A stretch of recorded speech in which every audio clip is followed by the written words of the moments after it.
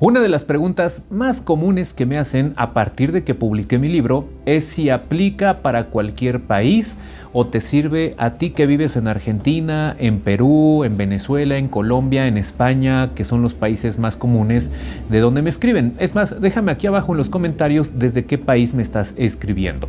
Primero que nada te voy a decir que yo te escribo o yo te hago el video, mejor dicho, desde México, desde Ciudad de México. Primero que nada te voy a decir que mi libro te sirve para estudiar derecho, no para estudiar leyes.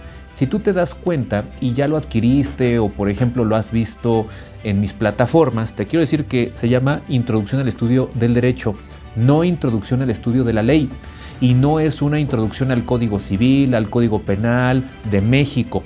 En realidad es un estudio general de introducción. De hecho, por eso se llama Guía de Introducción, porque es apenas una pequeña embarrada, un anuncio de lo que debes saber cuando entres a la carrera de Derecho. Y hecho este pequeño comercial, te quiero decir que lo encuentras en Amazon. Aquí abajo te voy a dejar el link donde lo puedes adquirir. Está ese link en Amazon, en todas mis plataformas, incluso si lo buscas por medio del título de mi nombre en Amazon, en tu aplicación de Amazon de tu teléfono, puedes encontrarlo y te va a salir el resultado de una forma muy rápida en realidad. Y bueno, dicho lo anterior, te quiero decir que la guía de introducción al estudio del derecho. Primero que nada en este video te voy a dar elementos porque seguramente tú ves este canal porque eres estudiante o porque eres alguien que está por empezar a estudiar esta carrera. ¿Qué debes saber? Primero que nada te voy a hablar de aspectos formativos. Habilidades que es importante que tengas. Yo siempre lo he dicho en conferencias, en pláticas, en mis clases, en videos, en todos lados he dicho que necesitas ser un buen orador. Si tú no eres un buen orador, no vas a ser un buen abogado, porque el abogado, hasta etimológicamente, es el que habla por otro. ¿Cómo vas a ser abogado si no sabes hablar correctamente? Y el hablar no nada más es hablar de una forma correcta, sino expresarte oralmente. La buena oratoria no es hablar como político de los 80s. El buen orador es el buen comunicador. Cuando tú digas o escuches que alguien es buen orador, no es alguien que habla como en los 70s. El buen orador es el que comunica, engancha y causa una emoción en su público. Esa persona es un buen orador, auténticamente. Y el abogado, pues cuando tenga que ir a audiencias, cuando tenga que ver clientes, cuando explique algo, cuando haga alegatos, cuando hable en una asamblea de accionistas, etcétera. No sé, hay muchos momentos en los que vas a necesitar sí o sí hablar correctamente siendo abogado. Primera habilidad, ser un buen orador. Segunda habilidad, escribir correctamente, y esta es de las más complicadas. ¿Por qué? Porque aquí entran signos de puntuación, entran elementos de gramática, de sintaxis, que verbalmente puede ser más sencillo, pero escrito es muy complicado. Imagínate un abogado que tenga faltas de ortografía. Es peor que tener mal aliento.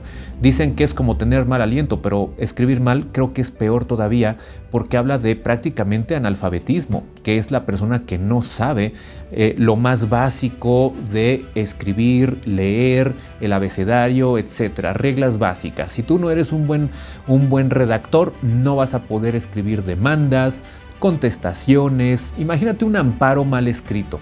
Imagínate una denuncia en un delito mal redactada, los hechos, las preposiciones, los circunstanciales. Eso no puede ser, sería una vergüenza. Número 3, la tercera habilidad que vas a necesitar sí o sí es ser un buen mediador. Un buen mediador porque, pues como dijimos, el abogado es el que habla por otro. Estás en medio precisamente, vas a acercar, a llegar a las partes, ya sean tus propios clientes, tu cliente con el contrario, tu cliente con el juez, tu cliente con, no sé, un proveedor, por ejemplo, etcétera, tu cliente con su patrón si eres abogado laboralista. Imagínate si no eres un buen mediador, imagínate si a la hora de la hora sacaste puro 10 en la carrera, eras alumno de excelencia, te sabías toda la ley federal del trabajo, pero a la hora de que te sientan como mediador, abogado, que vas a hablar con el patrón de tu cliente, te quedas callado, se te nubla el cassette, se te borra todo y resulta que no dices nada. Tu cliente te va a reclamar. Entonces debes ser un buen mediador. La siguiente habilidad es que debes ser un buen negociador, y esto lo he dicho hasta el cansancio. De nada le sirve a un abogado saberse todos los artículos de memoria, saberse las jurisprudencias de memoria, saberse la doctrina de memoria, no sé, cualquier cosa, si no eres un negociador. Dime tú, ¿cómo vas a lograr un buen acuerdo, un buen convenio judicial? Imagínate, si llevas un convenio en un concurso mercantil, te vas a ir a la quiebra. Si no eres un buen negociador para lograr ese tipo de acuerdos, ¿te suena el caso Mexicana, por ejemplo, en donde se llegó a la quiebra? Es importante que se logre la conciliación, la negociación. Eso lo tiene que hacer el abogado, en coadyuvancia con las partes, desde luego. Entonces, fíjate cómo hay habilidades blandas que no te enseñan en la carrera. Ese tipo de cosas son las que trato en el capítulo formativo de mi libro, por cierto. Ahora bien, aspectos académicos que tienes que saber definitivamente si vas a estudiar Derecho. El primero, que es el más importante, es que todo lo estudies con enfoque en derechos humanos. No importa el país, no importa si eres de Colombia, Argentina, Nicaragua, Honduras, Estados Unidos, todo tiene que llevar el enfoque en derechos humanos. ¿Por qué razón? Podrías decirme, tú hablas desde la óptica o perspectiva de la Constitución mexicana, pero esto no es así, porque los organismos internacionales, las convenciones internacionales, dictan ciertos lineamientos. Es verdad, puede que tu país de origen no haya suscrito dichos convenios internacionales en materia de derechos humanos, pero sí es verdad que puede tener conexión con otros países, sí es verdad que puedes trabajar en organismos internacionales, es verdad que puedes ver relaciones privadas donde deben protegerse derechos humanos, como en las empresas, etcétera, o puede que de pronto tu país no haya suscrito un tratado en materia de derechos humanos, pero ¿qué tal que sí tenga un tratado comercial de libre comercio, por ejemplo? Y acuérdate que el comercio es un derecho humano, como libre dedicación lícita de la persona, del ser humano. Es un derecho humano. Hay derechos humanos que dicen no explotación del hombre por el hombre, por ejemplo, con la usura, los intereses, la actividad financiera. ¿Cómo que no tiene nada que ver? Todo lo debes estudiar con enfoque en derechos humanos. El punto 2 del aspecto formativo que debes saber es las definiciones básicas, diferencias de norma, etcétera. Tipos de norma, por ejemplo, normas éticas, normas morales, jurídicas, convencionalismos sociales. Todo ese tipo de diferenciaciones a la hora de que entres va a ser de gran utilidad, en el sentido de cuáles son exteriores, bilaterales, unilaterales, heterónomas, autónomas, etc. Este tipo de tema va a ser bien importante. Lo encuentras en cualquier libro de introducción.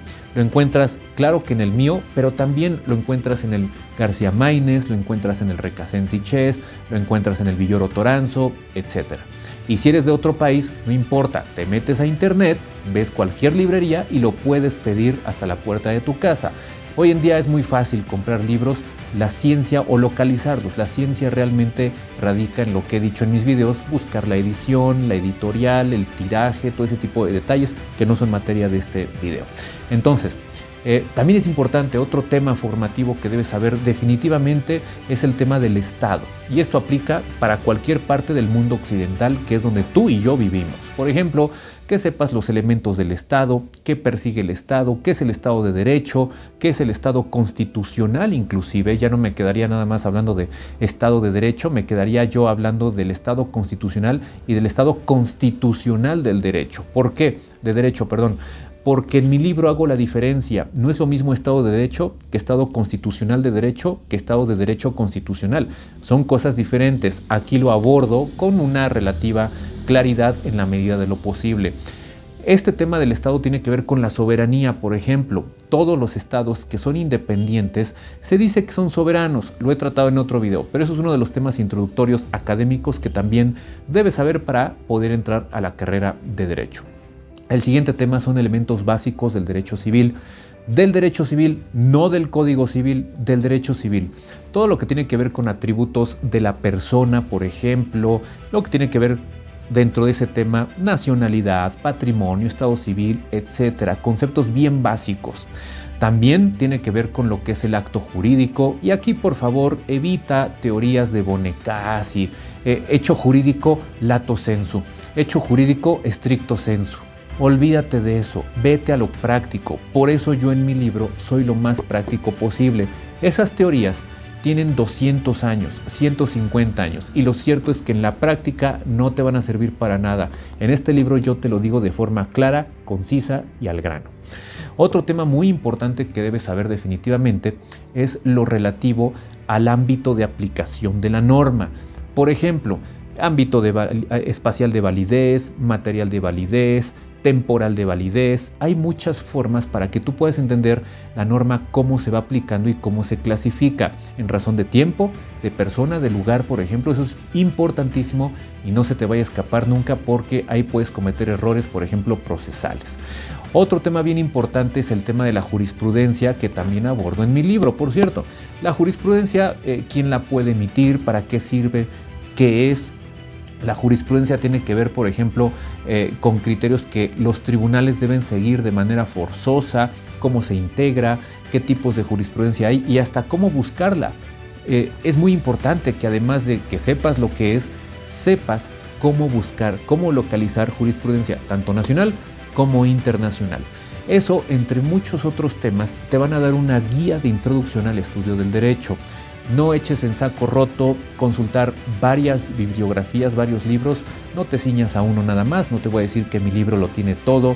No te voy a decir que mi libro es el mejor. Pero sí te voy a decir que hice mi mayor esfuerzo para poder resumir de una manera objetiva el contenido que le va a servir al estudiante de los primeros semestres o que va a entrar y que ahorita está en bachillerato.